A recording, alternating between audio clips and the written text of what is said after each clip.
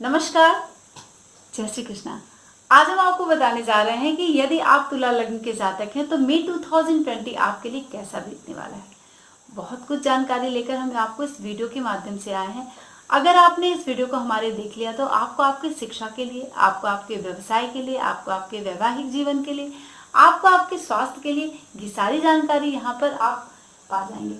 तो तुला लग्न वाले यदि 7 नंबर में, आपके लग्न में यदि 7 नंबर विद्यमान है तो आपका जो लग्न है वह तुला है। तुला लग्न का जो स्वामी है वह शुक्र होता है। बहुत ही कोमल शुक्र का पूरे व्यक्तित्व पर प्रभाव होता है। और जो भी तुला लग्न के जातक होते हैं थोड़े से राजनीतिज्ञ होते हैं, लेकिन हर बात को नाप तौल कर ही करते हैं। क्योंकि तुला का जो साइन है वह तराजू है, ठीक है। तो अपने जीवन में हर बातों को बहुत ही नाप तौल कर करते हैं। और मध्यस्थता का कार्य अगर किसी से करवाना है तो आप तुला लगन वाले जातकों से करवा सकते हैं। बहुत सारी जानकारी हमारे राशि के विषय में आपको तुला लग्न या तुला राशि के विषय की जानकारी आपको वहां से हमारी वीडियो के माध्यम से मिल सकती है। आप सर्च करके उस वीडियो को जरूर देखें जब हमने तुला राशि के विषय में जो भी बताया है। तुला राशि और तुला लग्न में आप बहुत ही कंफ्यूज रहते हैं मित्रों। 75 से 80% आपको लग्न और राशि का प्रभाव एक ही होता है, बस आपके सोचने में फर्क होता है। तो आप चाहे लग्न देख लें या फिर राशि देख लें, प्रभाव आपको वही मिलना है। अब चलते हैं कि सबसे पहले आपको देखना है कि यदि आप तुला लग्न के जातक हैं तो 7 नंबर यहाँ पर विद्यमान है और आपका लग्न कैसा है मई के महीने में। हमेशा मैं सबसे पहले लग्न के विषय में बताती हूँ क्योंकि लग्न ही आपका सब कुछ है। लग्नेश ही आपका सब कुछ है और उसी के द्वारा आप सभी कार्यों को अपने संपन्न करने वाले हैं। तो सबसे पहले ये जान लें कि इस राशि और इस लग्न के लिए क्या शुभ है। शनि और बुध बहुत ही पॉजिटिव होता है इस लग्न वाले जातकों के लिए। तुला लग्न में शनि और बुध बिल्कुल राजयोग जैसा प्रभाव देता है यदि दशा में चल रहा है या फिर जिस भाव में बैठा है। अगर 6-8 छोड़कर केंद्र में बैठा है, त्रिकोण में बैठा है, तो वो आपको बहुत ही शुभ प्रभाव देगा। अब अशुभ क्या है? सूर्य, मंगल और बृहस्पति, ये 3 ग्रह आपके लिए बहुत ही अशुभ होते हैं। अब लग्न का जो स्वामी है आपके मई के महीने में कहाँ पर संचरण कर रहा है। पहले मैंने बताया कि 6, 8, 12 में यदि संचरण कर रहा है तो आपको थोड़ा सा सावधान रहने की जरूरत है क्योंकि शुक्र आपका लग्नेश है और सम स्थिति होती है तुला लग्न में शुक्र की। जो क्योंकि शुक्र जो है वह अष्टम भाव का भी स्वामी होता है। शुक्र यहीं पर विद्यमान होगा, पूरे महीने यहीं पर रहने वाला है। 31 मई को शुक्र जो है वह अस्त हो जाएगा और सूर्य के और बुध के साथ यहाँ पर ट्रांजिट करेगा पूरे महीने। चूंकि वृष राशि में सूर्य जो है वह 14 मई से आएगा और बुध जो है वह आपका 9 मई से बुध यहाँ पर वृष राशि में आ जाएगा और अभी 13 मई तक बुध अस्त रहेगा और उसके बाद 13 मई के बाद उसका उदय होगा। तो शुक्र की स्थिति क्योंकि यह सामान्य है तो आपको स्त्रियों से सावधान रहना होगा। अगर आप किसी भी ऐसी स्त्री से संपर्क करते हैं तो आपके विवाह पक्ष में थोड़ी सी प्रॉब्लम आ सकती है। विवाहेतर संबंध बहुत सावधानी से रखें, सोच समझकर। किसी भी पर स्त्री से जो संपर्क है उसमें बहुत सावधानी रखें। और स्त्री से आपको धन मिल सकता है, ठीक है। किसी अपने से बड़ी स्त्री से आपको धन मिल सकता है, लाभ मिल सकता है। व्यवसाय बहुत ही नॉर्मल ठीक ठाक चलेगा और उसमें आपको फायदा होगा। जब भी अष्टम भाव में शुक्र की स्थिति आपके बर्थ चार्ट में रहेगी और स्त्री का सुख आपको अच्छा मिलेगा मई के महीने में। अब हम चलते हैं और देखते हैं कि सेकंड हाउस का लॉर्ड, आपके सेकंड हाउस का लॉर्ड और 7th हाउस का लॉर्ड क्या है? मंगल है। मंगल की स्थिति कुंभ राशि में रहेगी, यानी 4 मई तक मंगल जो है, मंगल 4 मई तक मकर राशि में शनि और गुरु के साथ है। 4 मई के बाद मंगल कुंभ राशि में प्रवेश कर जाएगा। तो अब द्वितीय भाव, धन भाव, कुटुंब भाव और सप्तम भाव, पत्नी भाव, साझा भाव, व्यापार भाव, बहुत कुछ ये सब कुछ मैटर कर रहा है। तो जब मंगल की स्थिति पंचम भाव में होगी तो आपके लिए क्या स्थिति पैदा करेगा। चूंकि मंगल शुभ नहीं होता है तो आपके व्यापार के लिए यह थोड़ी सी प्रॉब्लम क्रिएट कर सकता है। व्यर्थ का आपको घूमना पड़ सकता है, आमदनी से ज्यादा आपके खर्चे बढ़ जाएंगे। आपकी पत्नी का स्वास्थ्य खराब हो सकता है। क्यों? क्योंकि मंगल ये सप्तम भाव का भी स्वामी है। सप्तम भाव में बुध और सूर्य की स्थिति 14 मई के बाद से वह वृष राशि में जाएगा, लेकिन 14 मई तक सूर्य आपका मेष राशि में उच्च का होकर यहाँ पर संचरण करेगा। तो पत्नी का स्वास्थ्य आपका यहाँ पर बिगाड़ सकता है, आपका मन जो है थोड़ा सा अस्वस्थ हो सकता है। क्यों? क्योंकि मंगल पंचम भाव में बैठेगा। स्त्री को लेकर थोड़ी सी आपको चिंताजनक स्थिति आपके पत्नी से रिलेटेड बन सकती है यहाँ पर, ठीक है। कुटुंब में अगर कोई आपका विवाह नहीं हुआ है तो भी कुटुंब में कोई स्त्री है, या फिर आपका कहीं रिलेशन चल रहा है, लव या फिर अफेयर चल रहा है, तो उसमें भी आपको स्त्री पक्ष से थोड़ी सी दिक्कत हो सकती है।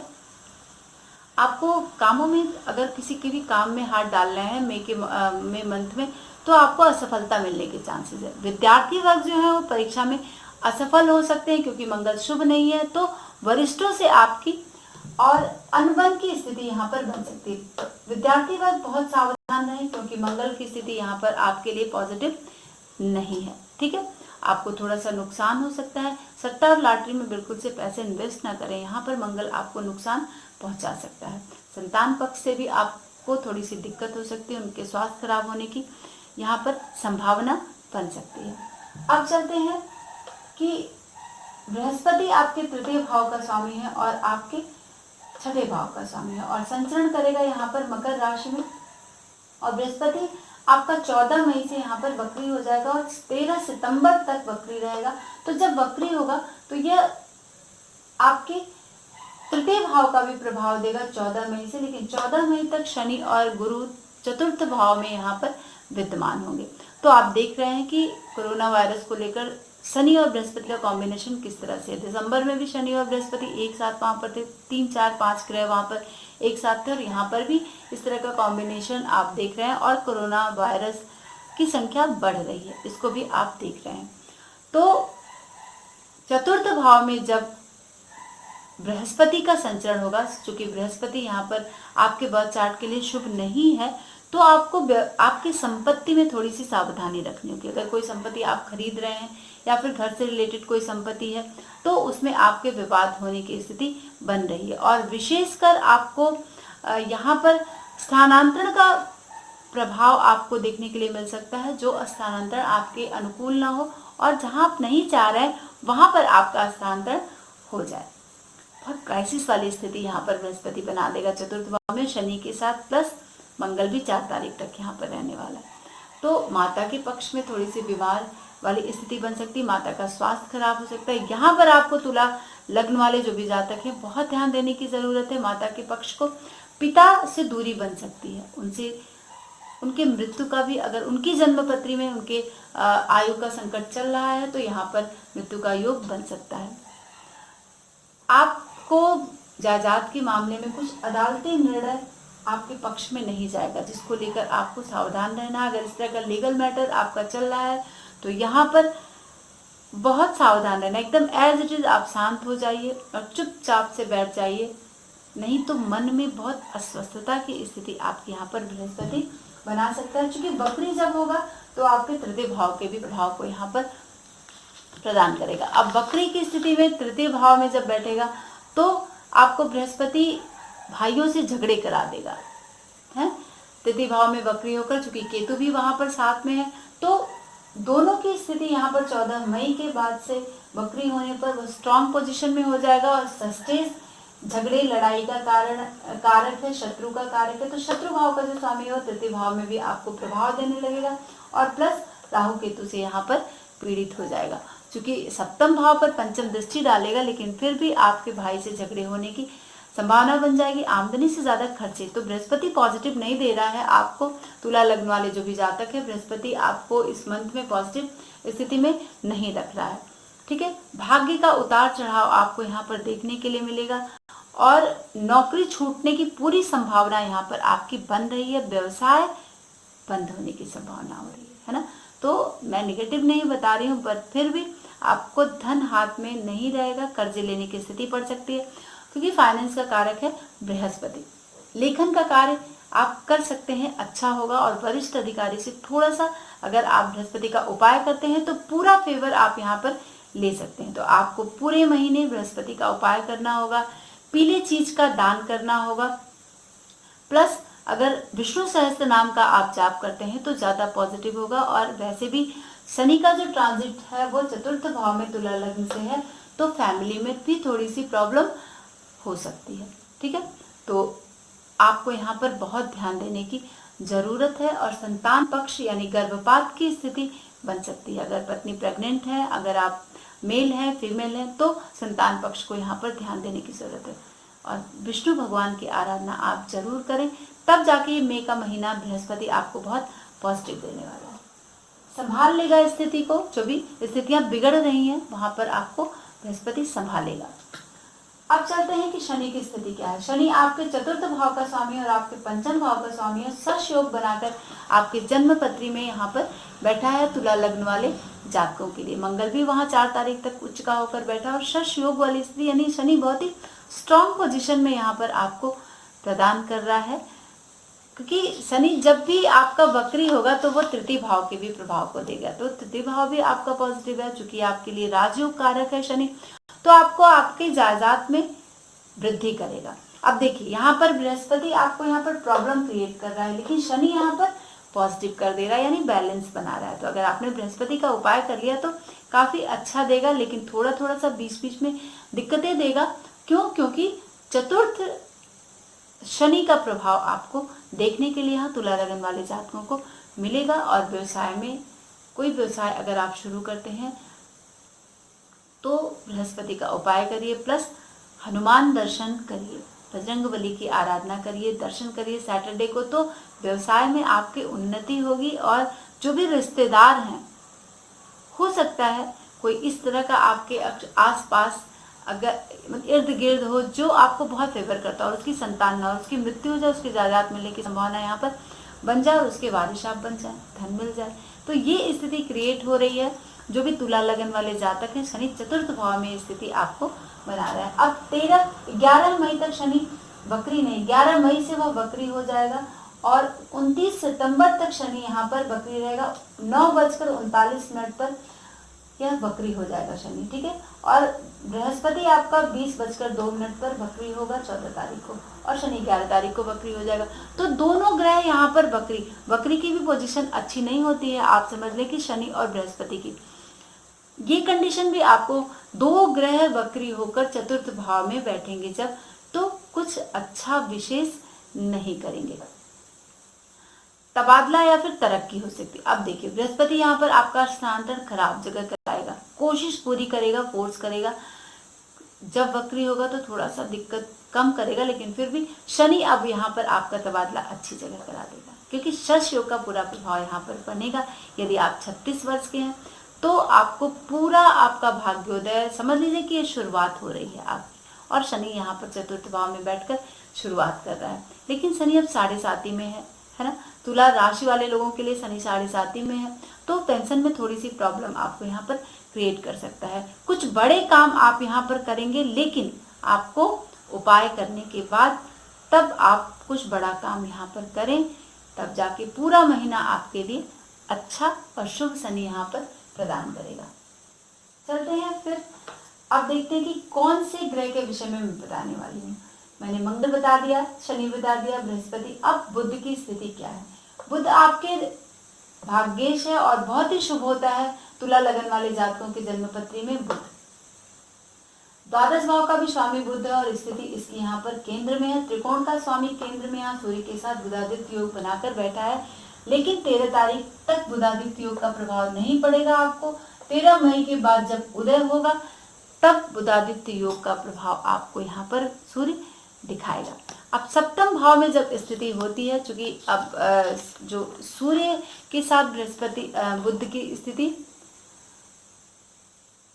आप अगर किसी बैंकिंग के क्षेत्र में आप ट्राई कर रहे हैं तो वहां पर बुध आपको काफी अच्छा करेगा। व्यापार में भी बुध यहाँ पर बहुत ही अच्छा करने वाला है, लेकिन जब तक अस्त है बुध तो वो पावर नहीं है बुध के पास जो आपको दे पाए, है ना।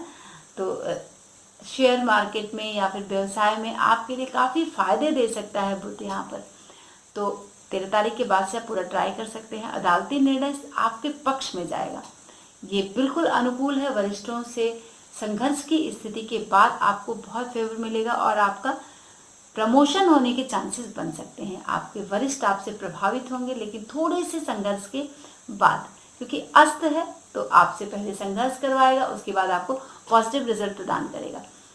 प्रतिस्पर्धा की स्थिति बहुत ही अच्छी है, लेकिन खर्चे बहुत करवा रहा है बुध यहाँ पर। आपको झगड़े, मारपीट, इस तरह की स्थिति क्रिएट करेगा, क्योंकि मंगल की राशि में है। लेकिन बुध एज इट इज आपको 90 से 95% यहाँ पर रिजल्ट बहुत पॉजिटिव दे रहा है। क्यों? क्योंकि केंद्र का, त्रिकोण का स्वामी भाग्येश केंद्र में आकर सप्तम भाव में विद्यमान है और सूर्य के साथ। अब चलते हैं कि जब बुध की स्थिति अष्टम भाव में होगी और सूर्य और शुक्र के साथ बुध जो है वह 9 मई से यहाँ पर आएगा। 9 मई तक ये स्थिति आपके यहाँ पर बन रही है, बहुत ही पॉजिटिव। लेकिन जब भाग्येश अष्टम में चला आएगा तो वह अष्टम के जैसा ही प्रभाव प्रदान करता है। एक वीडियो में मैंने आप सभी को समझाया है कि जो ग्रह अष्टम भाव के साथ आ जाएंगे वह वहाँ पर प्रॉब्लम क्रिएट करेंगे। अब चूंकि विपरीत राजयोग यहाँ पर बुध बना रहा है, आप देखिए द्वादश भाव का स्वामी यहाँ पर आएगा और 9 मई से लेकर पूरे महीने यहाँ पर रहना है इसको। 13 मई के बाद से उसका उदय होगा। तो बुध की स्थिति क्या है? आप लिखने में गलती करेंगे कुछ, उसमें आप सुधार करें, जिससे कि आपको वरिष्ठ आपके अधिकारी की डांट मिल सकती है, लेकिन वो आपसे प्रसन्न भी बहुत ज़्यादा होंगे। कागजी कार्रवाई में आपको इस महीने बहुत ही अस्त व्यस्त होने के बाद बहुत पॉजिटिव रिजल्ट यहाँ पर बुध प्रदान करेगा, फेवर प्रदान करेगा। और शुभ है तो शुभता ही प्रदान करेगा, लेकिन थोड़ा सा आपको संभल के यहाँ पर रहना पड़ेगा बुध को लेकर, क्योंकि अष्टम भाव में बैठा है और सूर्य के साथ बैठा है, प्लस शुक्र के साथ, आपके लग्नेश के साथ बैठा है और आपके एकादशेश के साथ बैठा है। बड़े भाई से भी थोड़ी सी फेवर दिलवा सकता है बुध इस महीने में। आपको 70% रिजल्ट मिलेगा। तो बुध का भी आप उपाय कर लें, बुधवार को मीठा भोजन करें। और मई के महीने में अगर आप बुधवार को मीठा भोजन करते हैं तो आपको ज़्यादा, आपके भाग्य का जो फेवर है वो सबसे ज़्यादा बढ़ चढ़कर शनि के साथ जब वो पॉजिटिव हो जाएगा तो काफ़ी अच्छा करेगा। बस बृहस्पति का थोड़ा सा आपको ज़्यादा उपाय करना होगा, क्योंकि बृहस्पति यहाँ पर ज़्यादा खराब करेंगे, आपके लिए बिगाड़ने की कोशिश करेंगे। तो बृहस्पति का अगर आपने उपाय कर लिया तो पूरा महीना, मई का महीना आपके लिए बल्ले बल्ले है, काफ़ी पॉजिटिव है। शिक्षा के विद्यार्थी वर्ग के लिए थोड़ी सी प्रॉब्लम यहाँ पर क्रिएट कर रहा था। अब मंगल रिलेशनशिप लेकर, लव, रोमांस, अफेयर अगर आपका किसी से है तो बहुत सोच समझ कर रहे हैं, झगड़े की पूरी संभावना यहाँ पर बन रही। राहु की स्थिति भी यहाँ पर नवम भाव में होगी और नवम भाव में राहु बैठकर आपको थोड़ी सी आपके भाग्य को उछाल दे सकता है। अब भाग्य का फेवर आपको यहाँ पर नवम भाव में आपको क्या कराएगा? आपको पाप कर्म की तरफ रद्द करेगा। ठीक है, आपको बहुत गड़बड़ सड़बड़ काम करवाने के लिए प्रेरित करेगा, जिससे कि आप हेल्दी महसूस नहीं करेंगे और काफ़ी रुकावटों का सामना आपको यहाँ पर करना पड़ सकता है। लेकिन केतु यहाँ पर बैठकर आपको धन की प्राप्ति कराएंगे। तृतीय भाव में, वो भी धनु राशि में उच्च के हो जाते हैं केतु, और बृहस्पति भी साथ में होंगे। तो थोड़ी थोड़ी प्रॉब्लम के बाद केतु यहाँ पर आपको धन की प्राप्ति बिल्कुल से कराएंगे। तो ये रहा हमारे पूरे मई के महीने का राशिफल। और अब हम चलते हैं कि चंद्रमा आपके मई के महीने में 1 तारीख को चंद्रमा कर्क राशि में होगा। तो 1 तारीख को अगर आप कर्क राशि का प्रभाव आपको देखना है कि चंद्रमा 10वें भाव में ही कर्क राशि में विद्यमान होगा, तो आपके लिए काफ़ी फेवर करेगा। अब फेवर वाली स्थिति क्या होगी, यहाँ पर मैं आपको बताती हूँ कि चंद्रमा बहुत संतोषकारक रहेगा 2 दिन, 1 तारीख और आधा हाफ 2 तारीख का आधा दिन काफ़ी संतोषजनक बीतने वाला है। फिर चंद्रमा की स्थिति एकादश भाव में रहेगी 2 और 3 तारीख को। 2 और 3 तारीख को चंद्रमा एकादश में बैठकर आपके लिए बहुत फेवर नहीं करता है, बट फिर भी दशमेश का एकादश में जाना लाभ वाली स्थिति यहाँ पर बनाएगा। द्वादश भाव में चंद्रमा कन्या राशि में यहाँ पर 4-5 तारीख को यहाँ पर विद्यमान रहेगा। तो द्वादश भाव में भी एज इट इज आपको व्यय करवाएगा, यानी कर्म का फल। वहाँ पर 2 दिन आपको बहुत सावधान रहने की जरूरत है, क्योंकि दशमेश व्यय भाव में चला जाएगा और ये स्थिति आपके लिए वहाँ पर 2 दिन बहुत संभलने वाली है।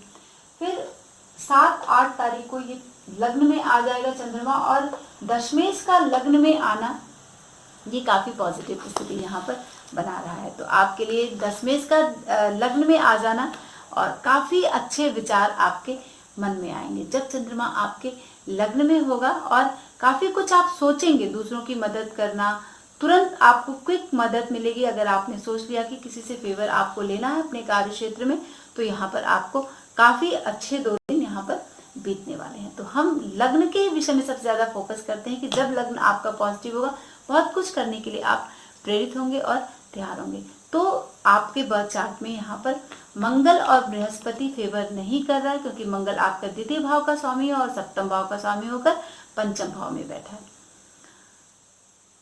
बृहस्पति जब वक्री होगा 14 मई से, तो आपको थोड़ा संभलने की जरूरत है, वो क्योंकि वो आपका षष्ठेश है और आपका तृतीय भाव का स्वामी। तो बृहस्पति और मंगल का पूरे महीने उपाय करें और काफी अच्छा रिजल्ट आपको तब मिलने वाला है, क्योंकि शनि और बुध यहाँ पर आपके लिए बहुत ही पॉजिटिव देने वाले हैं। तो चलते हैं मित्रों, अगर आपको हमारा विषय पसंद आता है तो अपने दोस्तों में साझा जरूर करें। आज के लिए बस इतना ही।